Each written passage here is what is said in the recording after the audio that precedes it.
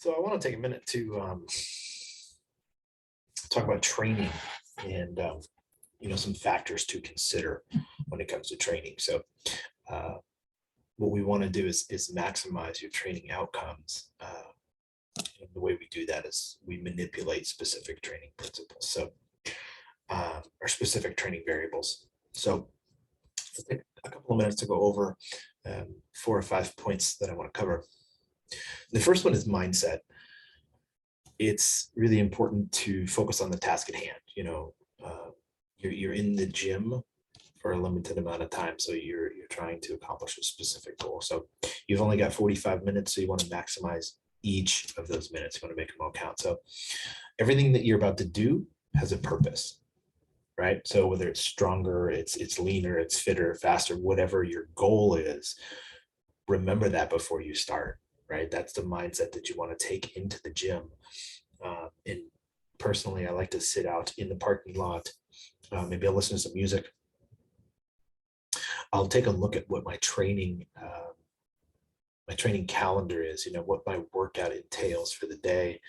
And then I'm going to take a couple of minutes to visualize it. So I'm going to walk through it in my head of, okay, if I've got squats, what's it going to feel like? What's my walkout going to be like? How am I going to grip the bar? How am I going to load the bar?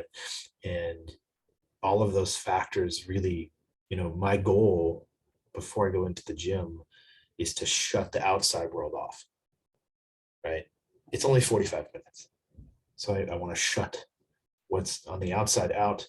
And then the only thing that's affecting me during training is training. Does that make sense? So the next thing, is intensity.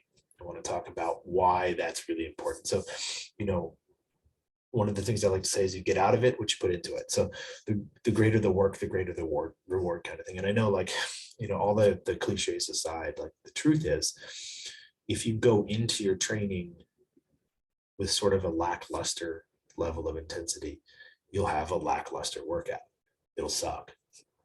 If you take the time to get the right mindset and to level up your intensity when it comes to your training, it's going to make a world of difference. So I know you got to tune out the bullshit, right? So turn up the volume on your headphones a little bit, tune out the bullshit of your life, and just remember that you're not here to sweat. You're not here to work out. You're not here to hang out with your friends. Like, you're here to train. That's your purpose. So that's a big difference between, going to the gym to work out and going to the gym to train. So one training session is a component of a bigger picture, right? So every training session builds on the last one, and it sets a foundation for the next one. So take that to heart, right? So every movement that you're doing has a specific purpose. So, what you do today will build on what you're able to do tomorrow. Now, the next thing I want to talk about is training to failure. So at this stage, I don't want you to train to failure. That's not to say that you shouldn't ever train to failure, but the goal is to stop just short. So if you finish your set and you think, man, I could do 4 or 5 more reps, or 2 or 3 more reps, whatever it is, like, maybe you should have leveled up just a little bit, added a little bit more weight. So the last couple of reps in each set are a challenge. So, we'll talk about technique in a minute, but your goal with weight shouldn't be to get through every set without challenge. Now, I can't pick this one for you. If you were in front of me in the gym, yeah, there's a pretty high likelihood that I'm just going to throw weights on the bar that I think you could lift. So you don't want to sell yourself a little bit short and put less on, right? Go for it. Put a little bit more on. I want you to struggle.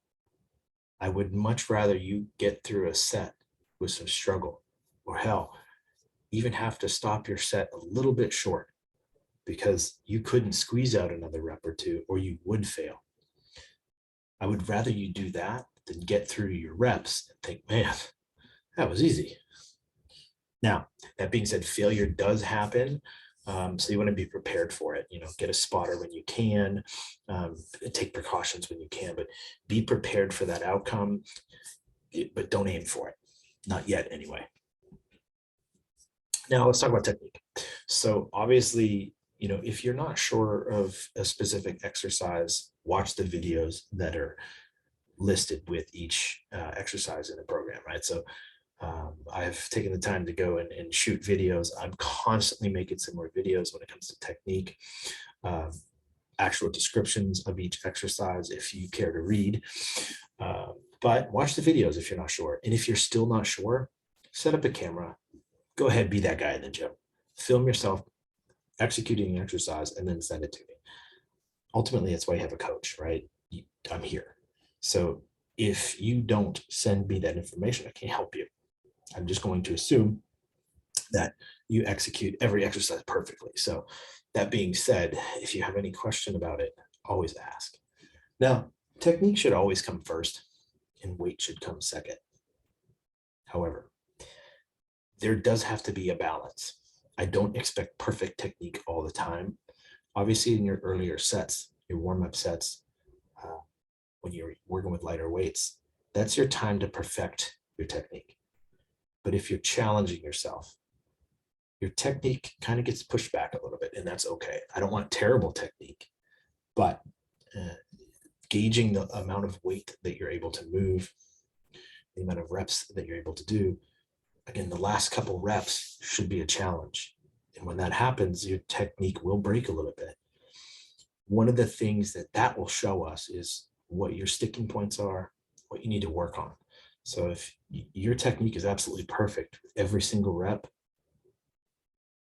either you should be training me or you're not pushing quite hard enough. So add just a little bit more weight to the bar. Let's try to find where that technique starts to break down, not to the point where you fail, right? Are you seeing that there's a difficult balance between weight and technique, but I definitely want you to push the boundaries a little bit. Don't be afraid to put a little bit more weight on the bar. The ultimate goal is to get stronger here, right? So whether it's burning fat, building muscle, whatever you're trying to accomplish as your ultimate goal, my ultimate goal for you is for you to get stronger, no matter what your goal is. You can accomplish both. Now, the last thing I want to talk about is recovery. And the reason this is important is if you notice with the way that I structure my training is it's every other day. And that's not because I want you to have a day off every other day for shits and giggles. What I want it to be is that, there's plenty of time between an upper body workout and the next upper body workout. That's 48 to 72 hours, which is an optimal amount of time to recover.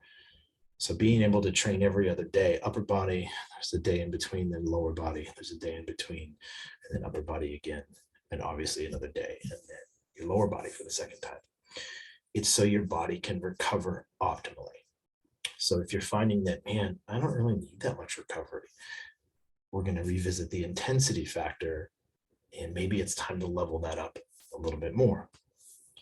Because at the end of the week, you should be done with all of your training and go, man, I need some time, which is a good thing. So having that day in between is great. And there's a reason there's cardio every day too. So it's at least 20 minutes. You can always do more, like I said, but the reason it's at least 20 is I just want you to move.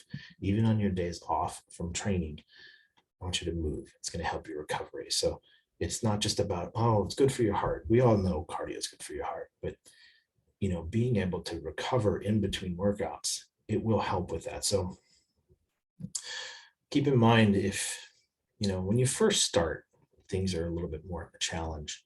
Maybe your body's a little bit more sore than you were expecting. But as time goes on, that won't be the case always. So it's a good way to evaluate, how intense your workouts are, how much you're actually pushing in the gym, and what your mindset is going into your training. So if your mindset is, I need an easy day, you're probably going to go a little bit easier on your training. So what I want to make sure you do is always optimize your training. So it's about a balance between your technique, your weights, and the challenge that we're trying to get to, and your ultimate goal with your training. So use these factors, add them into your workouts, modify things, get a little bit more in tune with what you're trying to accomplish. And I guarantee you it's going to help.